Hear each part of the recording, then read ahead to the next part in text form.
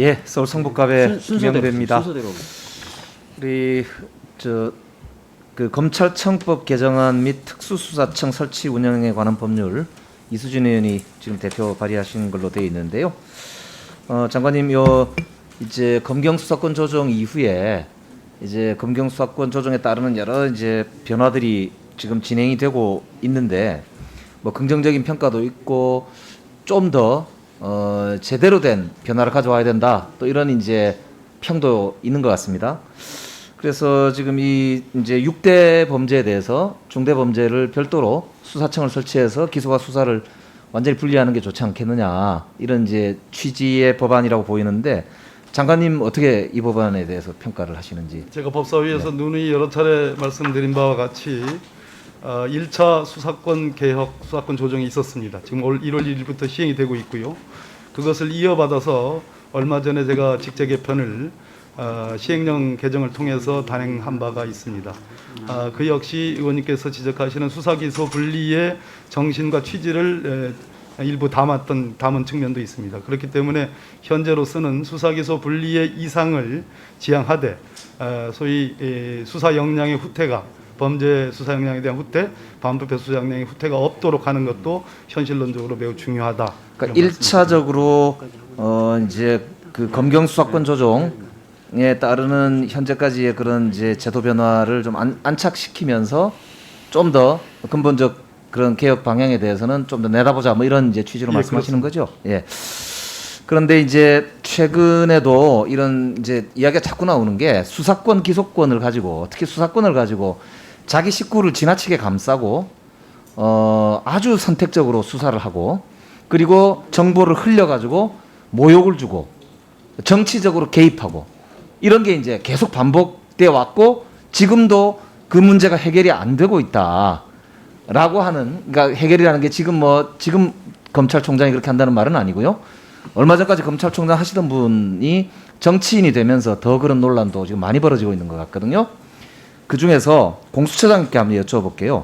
네. 지금 공수처 8호 수사 사건이 어디까지 수사가 되고 있나, 이걸 좀 여쭤보고 싶은데요. 이 내용 아시죠? 네, 처장님. 알고 있습니다. 지금 본격적으로 수사가 시작이 됐습니까? 저 구체적인 수사와 관련된 사항은 제가 말씀드리기가 좀 곤란합니다. 예, 이 사건이 이제 한명숙 모해 위증 사건 관련해서 이제 방해가 있었다. 감찰 방해. 그죠? 예. 감찰을 예. 이제 검찰총장과 네, 의혹입니다. 네, 의혹 사건입니다. 조남관 당시 대검차장, 네. 그죠? 윤석열 총장 두 분이 방해를 했다, 이런 이제 혐의로 지금 이제 수사를 받고 있는 건데 6월 4일 날 입건됐죠. 네. 윤석열, 조남관 두 분이 네. 입건이 됐습니다. 그럼 소환 조사나 구체적으로 수사 일정이 혹시 뭐 잡힌 게 있습니까? 예, 그 부분도 수사와 구체적인 사건의 수사와 관련된 사항이라서 예, 말씀드리기가 곤란합니다. 좀 잘 들여다보시고 네, 엄정하게 알겠습니다. 수사해 주실 것을 예, 말씀드리겠습니다. 그렇게 하겠습니다. 법무장관님께 여쭙게요. 네.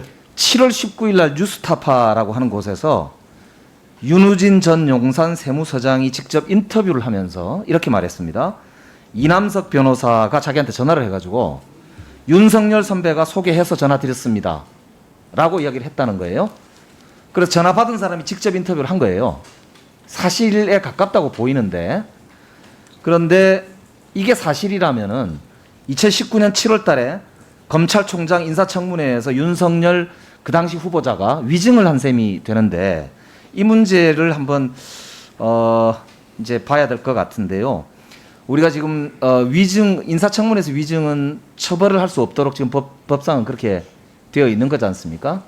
그런데 이게 이제 고위직에서 이렇게 중대한 사안에 대해서 위증을 했다는 게 확인이 되면 이게 문제가 있다고 생각하는데 한번 확인해 보시는 게 어떨까 싶은데요. 지금 현재로서 저도 그 기사를 봤습니다. 그리고 뭐 인사청문회에서의 답변 내용도 제가 직접 보기도 했고요. 현재로서는 그 윤우준 씨의 녹취 내용이 지금 이제 까여진 셈인데요. 뭐 제가 직접적인 수사권을 갖고 있는 그러한 직위에 있지 않기 때문에 그냥 지켜 현재로 관심을 좀 가져주시기 바랍니다. 예, 그러겠습니다. 특히나 주광덕 전 국회의원께서 19년도에 고발을 해가지고 20년도 10월달에 추미애 장관께서 수사지휘권을 발동을 한 그 관련 사건이 지금 중앙지검 형사 13부에서 수사를 하고 있다는데 알고 계십니까? 네, 알고 있습니다. 예, 이게 언제쯤 마무리가 될 것으로 혹시 판단하고 계신가요? 수사 현안과 관련된 거기 때문에 제가 뭐 직접적인 답변을 하기는 어려웠습니다. 예, 이 뭐 정치적인 논란을 불러 일으키지 않기 위해서라도 빨리 결론을 내는 게 저는 좋다고 생각하거든요. 그래서 이건 수사에 관한 사항이긴 하지만 큰 틀에서 이런 이제 민감한 국민적 관심이 있는 사안들에 대해서는 조속히 결론이 날 수 있도록 그렇게 업무를 지휘하는 게 어떨까 그렇게 생각이 됩니다. 그리고 제가 하나 더 여쭤볼 게 있는데요. 김재윤 전 국회의원께서 얼마 전에 이제 유명을 달리하셨습니다. 그런데 작년 10월달에 KBS 시사적 직격이라는 방송 매체에서 이게 이제 하명 수사의 의혹이 짙다. 그 당시 김기춘 청와대 비서실장, 우병우 민정비서관, 김영한 민정수석 이 회의한 결과를 담은 메모 수첩이 이제 보도가 되었고요. 그리고 등등등 여러 이제 가이드라인을 제시한 정황들이 나와 있고, 특히나 입법 로비의 자백을 강요한다거나 재판 거래까지 한 의혹도 이제 나타난다 이렇게 나왔었거든요. 근데 그때 제가 기억으로 김종민 존경하는 우리 동료 의원 김종민 의원님께서 장관님께 요 관련해서 질문을 하면서 감찰이 필요하지 않느냐라고 질문을 했는데 아마 살펴보시겠다고 했는데 1분만 더 주십시오. 네. 장관님 보셨는지 예 어떻습니까? 네, 고인이 되신 분 참 안타까운 일이 벌어졌는데요.